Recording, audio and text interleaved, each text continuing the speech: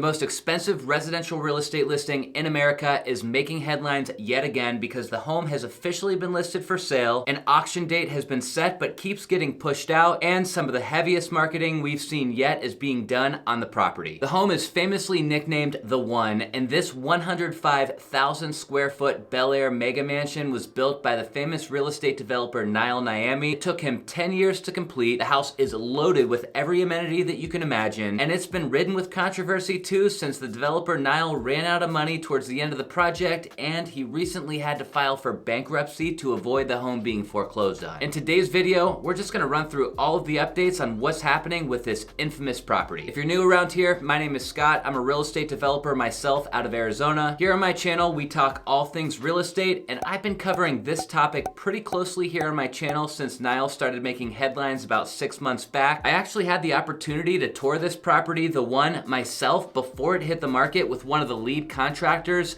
so I know the home really well inside and out. I'll say this, I get why there's so much controversy surrounding The One. I get why there's so many people saying it's too big and it feels like a shopping mall and it feels like an airport and all of that. But with that being said, I'll stand by what I've said all along, and that is that this property really is one of a kind. And there's just something really fascinating and almost inspiring about this project. So I know it might not be everybody's cup of tea, but there's no doubt in my mind that it's going to sell for top dollar soon. Okay, so the first bit of news surrounding The One is that it has finally been officially listed for sale on the open market. See, while the home was always being built on spec, meaning that Nile Niami was building it solely for the purpose of finishing it, selling it, and making a profit, it had never officially actually listed for sale until recently. This place has been in construction for 10 years now. It's technically still in construction to this day. They don't even have a certificate of occupancy yet. So the fact that The One is officially on the MLS and listed for sale is a big milestone for this project. There are a few ways to look at the listing, but let's just pull it up on Zillow together since we're all pretty familiar with Zillow. So you can see right off the bat, the price is $295 million.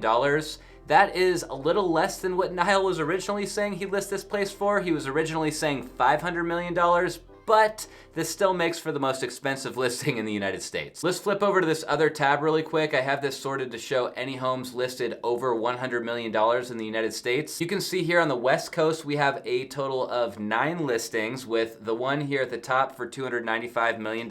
Next most expensive home is this one for $250 million in Beverly Hills. I'm actually gonna be doing a video about that project soon. Then we've got a few others at $160 million, $139 million, $127 million, you get the point. If I scroll over here to the East Coast, we've got a few more in the $150 million, $125 million, $106 million range in both New York and Florida, but nothing close to $295 million. I guess the only exception is this random little house in Georgia showing for $295 million, but I'm guessing the listing agent just made a typo and this is supposed to say $295,000. Anyways, back over to The One listing. If you guys haven't watched my other videos of this house, you should check them out if you want more detail. It's located at 944 Ariel Way in Bel Air. The house has 21 bedrooms, 49 bathrooms, and it's sitting literally at the top of a mountain. I wanna flip through the photos together really quick here because I think the listing agents did a pretty awesome job. So of course, first we've got this drone shot of The One. This is probably the most famous shot of the property. You can see the moat and all the different levels. And we've got this one. So over here, you're standing out by the running track, looking over the moat and back at the property, and you're looking really at the main levels here. So you've got kind of the living room and the entry room and another living room all here in this shot. This is what you see right when you walk through the front door. There's that pretty famous statue that kind of spins. It's really cool. And then past the statue, you're looking out at the views. This next shot is one of the seating areas. There's like a dozen seating areas in this house. It's pretty crazy. This shot is of the office. This room is crazy. It's got like 25-foot ceilings and it's surrounded by water, which is pretty cool. Then here's the kitchen. To be honest, I feel like the kitchen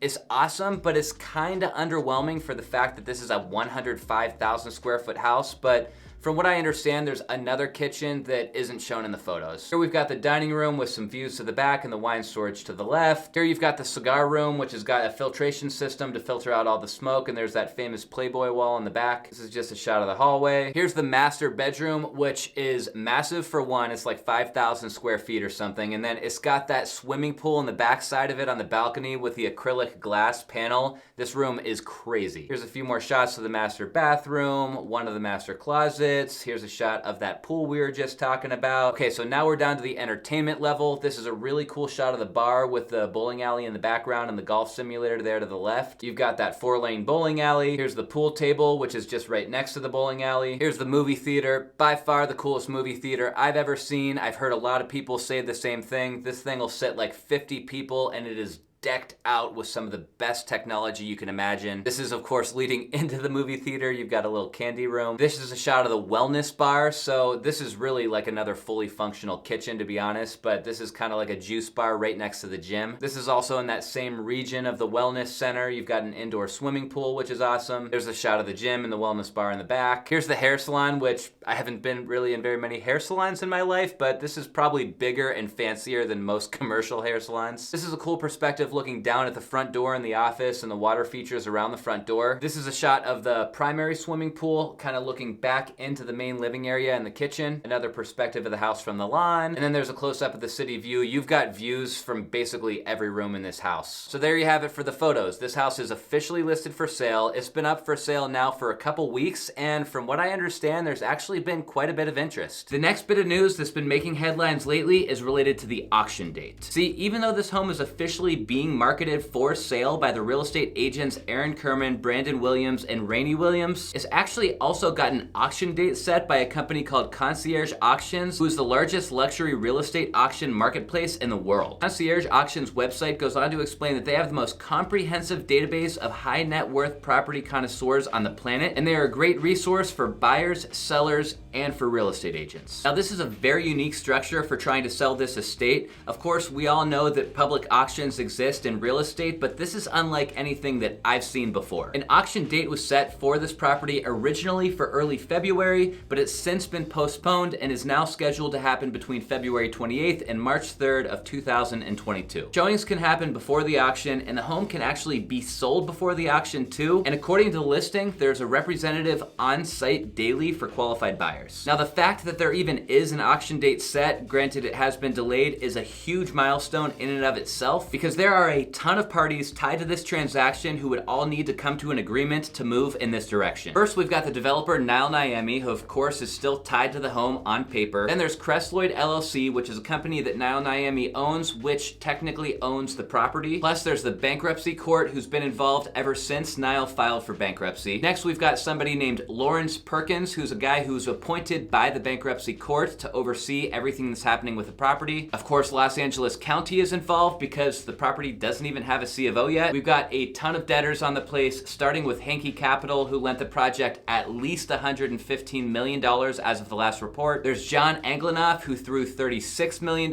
into the mix. A company called Inferno Realty lent $7 million to the project. Another company called Maybach Corporation lent another $7 million to the project. Plus, there's a ton of contractors involved who presumably are also owed a lot of money. You can imagine that the logistics of getting this house to market was a nightmare for the listing agents and everybody else involved when there's that many people who are tied to the decision of selling this house. According to a marketing video on the Concierge Auctions website, the house is listed for $295 million, but there's actually no reserve, which is pretty insane to think. That means that if this house does not sell prior to auction, it will definitely sell at auction. It's a pretty scary thought to think about this place going to auction with no reserve, because there is kind of a stigma attached to the property. So if it ends up selling for a lot less than what they're expecting, that would be a huge bummer for a lot of the people involved. Concierge website says that there's a $250,000 bidder deposit required, so I guess that means that I probably won't be a bidder myself on the day of the auction, but that's okay. And it also does say that the high bid is subject to court approval, so that might mean that even though there is technically no reserve, they're not gonna just let this property go for some crazy low price. If you're wanting to be a bidder of this property or any property that goes through the Concierge Auctions webpage, you're gonna need to cough over a lot more than just the purchase price. They charge the buyer a 12% buyer's premium in addition to the purchase price,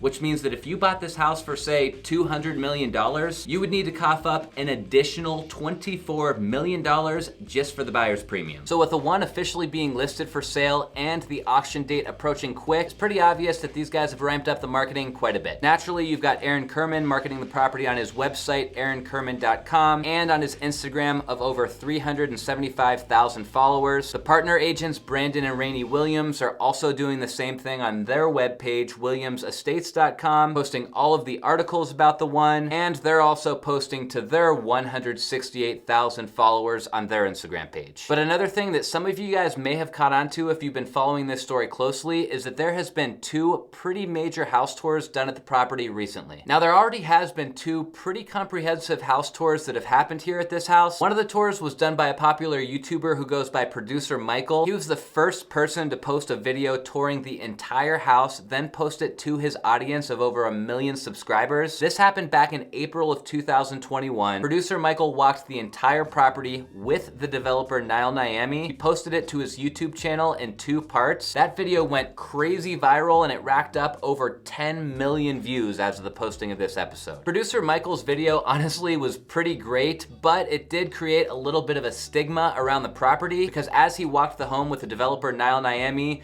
Nile shared some pretty wild visions that he had for the property, plus he didn't seem to be in the best mental state. A lot of people latched onto that house tour, and I feel like that's where a lot of criticism around this project started. Well, fast forward to August of 2021, and that's when I actually flew out to California myself to tour this property and give my perspective on everything. I met one of the lead contractors at the house. We also walked the entire property with a film crew, just like producer Michael did. We looked at all of the awesome tech features and details throughout the home, and I feel like my video gave what I thought was a really cool perspective. Since my video and producer Michael's video, there hasn't been a whole lot as far as detailed home tours up until now. The brokers who have this listing brought Ray Parisi from CNBC out in mid-January, and together they toured the house in a really cool way. First, they zoomed around on a hoverboard just to get a quick perspective as to where everything is. Then they talked in a lot of depth about the features of the home from a seller's agent perspective, which I thought was really cool to hear. And remember, this is CNBC that we're talking about, so they came in with a huge budget and they put together a really impressive production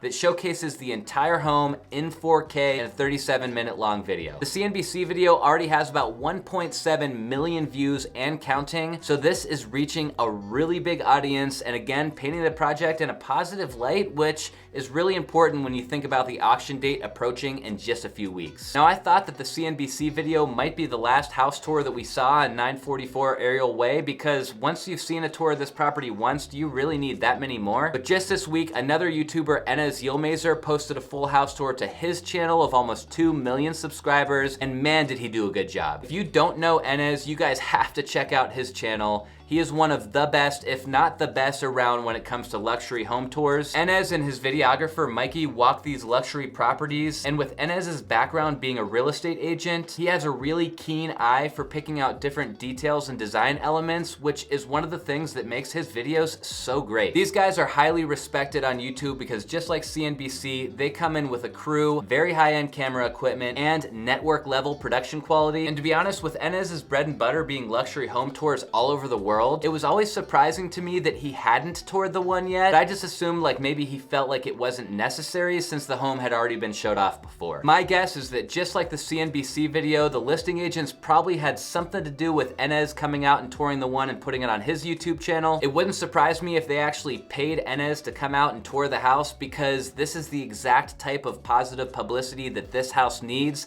if it's going to sell for anywhere close to $295 million. The developer Nile Niami has been pretty silent on everything here since about 6 weeks ago, ever since he posted his last update in December suggesting that he would turn this property into a crypto token in an effort to save it from auction. Unless Nile somehow comes up with a nearly $200 million that he would need to pay off everybody involved on the deal, he doesn't really have all that much of a say anymore, which is probably why we're not hearing a whole lot from him. If the house does end up selling for what they're advertising it for though, in that $295 million range, my understanding is that since technically Crestloyd LLC is still the owner of the property and Nile owns Crestloyd LLC, that he still will end up with a cut of some of the profits. If the property does end up selling for that much, I think it's only fair that he does end up walking away with something for all of those years of hard work. We'll see if the auction happens here in a couple weeks as planned, and of course, I'll be putting an update here on my channel with the results if it does. If you enjoyed the video today, guys, if you could hit that thumbs up button down below for me, it really helps me out a lot. And if you're into real estate videos like this one, hit subscribe before you go as well, because I'm putting new videos out every week. But that's all I've got for you guys this time. So until next time, see ya.